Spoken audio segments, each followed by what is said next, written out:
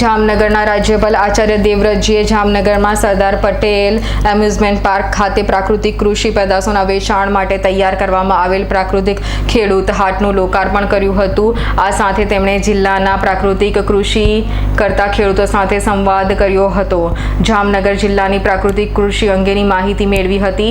ગુજરાત પ્રાકૃતિક કૃષિ વિકાસ બોર્ડ અને આત્મા પ્રોજેક્ટના માર્ગદર્શન હેઠળ જામનગર જિલ્લામાં પ્રાકૃતિક કૃષિને પ્રોત્સાહન આપવા તેમજ પ્રાકૃતિક ખેતી કરતા ખેડૂતોને તેમની રસાયણયુક્ત પેદાશોના સીધા વેચાણ માટે સ્થાયી બજાર ઉપલબ્ધ કરવાના હેતુથી આ કૃષિ વેચાણ કેન્દ્રનો આરંભ કરવામાં આવ્યો છે। આ કેન્દ્ર દ્વારા જામનગરના વિવિધ તાલુકાઓને પ્રાકૃતિક કૃષિ કરતા 18 જેટલા ખેડૂતોને તેમના શાકભાજી, ફળો, અનાજ, કઠોળ, મસાલા, તેલ, ગોળ, અન્ય પ્રાકૃતિક ઉત્પાદન આધારિત પ્રોડક્ટ્સનું સીધું વેચાણ કરવાની તક મળશે। આ કાર્યક્રમને રાજ્ય કક્ષાના મંત્રી રીવાબા જાડેજા, મેયર મોનિકા વ્યાસ, ધારાસભ્ય દિવ્યેશ અકબરી, ડેપ્યુટી મેયર રાજેશ ડેર, કલેક્ટર પીબી પંડ્યા, જામનગર મહાનગરપાલિકાના કમિશનર દીપેશ દેડિયા, જિલ્લા વિકાસ અધિકારી નિશા, જિલ્લા પોલીસ વડા ડોક્ટર રવિત મોહન સૈની, આત્મા પ્રોજેક્ટના ડાયરેક્ટર KS ઠક્કર, અધિકારીઓ અને ખેડૂતો ઉપસ્થિત રહ્યા હતા।